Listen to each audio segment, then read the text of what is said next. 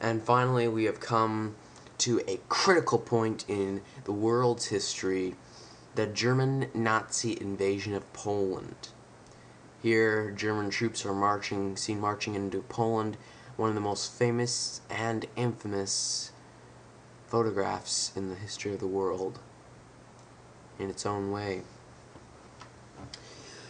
Now, before Germany invaded Poland in September of 1939, they had to make sure that the Soviet Union wouldn't think that they were invading Poland to get to the Soviet Union, because the Soviet Union is a pretty big country, and it was had a pretty impressive army, and a very large army.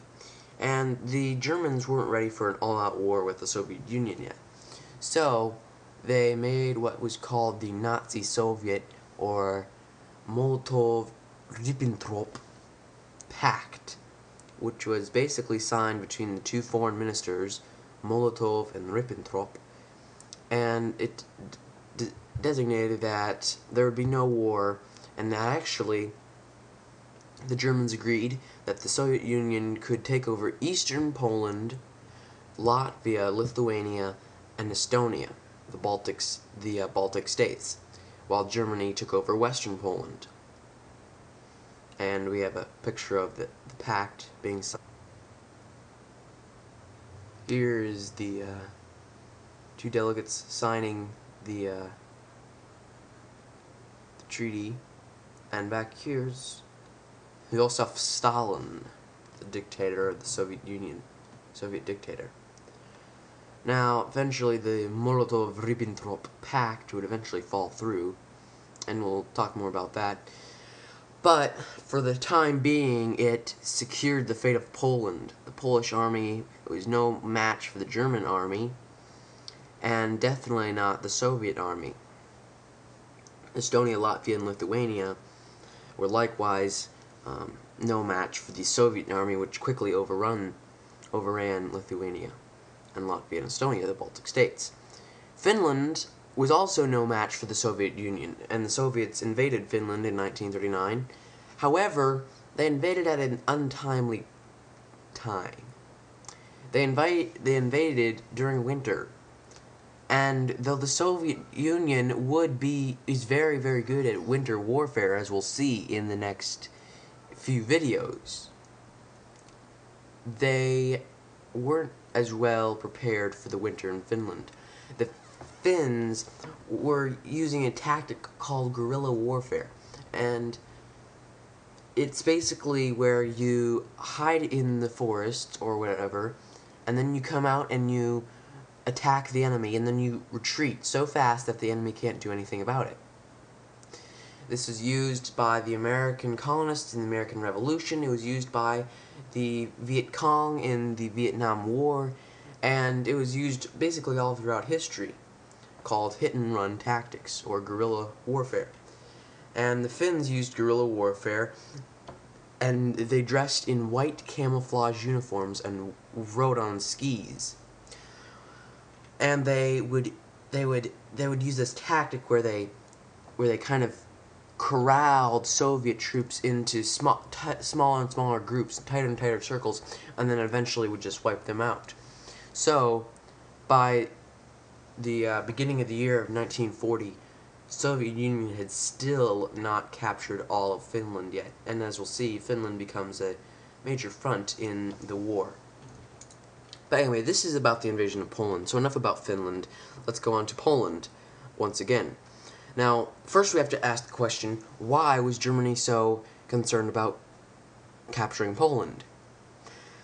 Well, two things. There was lots and lots of good natural resources in Poland.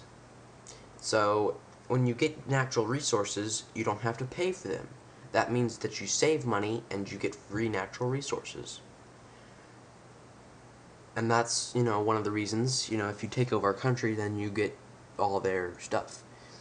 And you get it free. You don't have to pay anything. So, that was one of the reasons. Another reason, however, was, once again, the idea of Großdeutschland, or Great Germany, or a greater German Aryan race. And that was the capture of the city of Danzig on the coast. It's now called Gdansk by the Poles, but Danzig is, I would believe, to be a much more, much easier term than Gdansk. So we're just going to use Danzig, and it was still called Danzig back then. Still is today by some. But anyway, at the end of World War I, Danzig had been taken away from Germany and had been given to the mandate of the League of Nations, which is the kind of the predecessor of the United Nations. So the League of Nations controlled Danzig. It wasn't necessarily it wasn't given to Poland, it wasn't given to Russia, it wasn't given to Germany. It was made a free city. It was made a free city under the administration of the League of Nations. And Germany wanted it back. And once again, another tactical reason, because Danzig was a port on the coast. And as history portrays, ports on the coast can be very, very valuable. And in fact, probably many battles have been fought over ports on the coast. In fact, many wars have probably been fought over ports on the coast. And Danzig is a port on the coast, and so the Germans decide to overrun Poland and capture Danzig and the natural resources of Poland. And with it, they bring a new type of warfare. These are Stuka bombers. And the term that is used for the warfare that Germany introduced to the world is called Blitzkrieg, which is German for lightning war. And the Blitzkrieg was a special kind of warfare. It involved Stukas, or bombers like this, and also Panzers, or tanks, like this.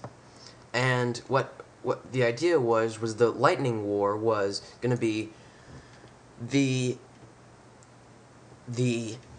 Stukas, or the bombers, would come in and bomb. The Luftwaffe, or the Air Force, German Air Force, would come in and bomb all the cities and factories of the country that's being attacked.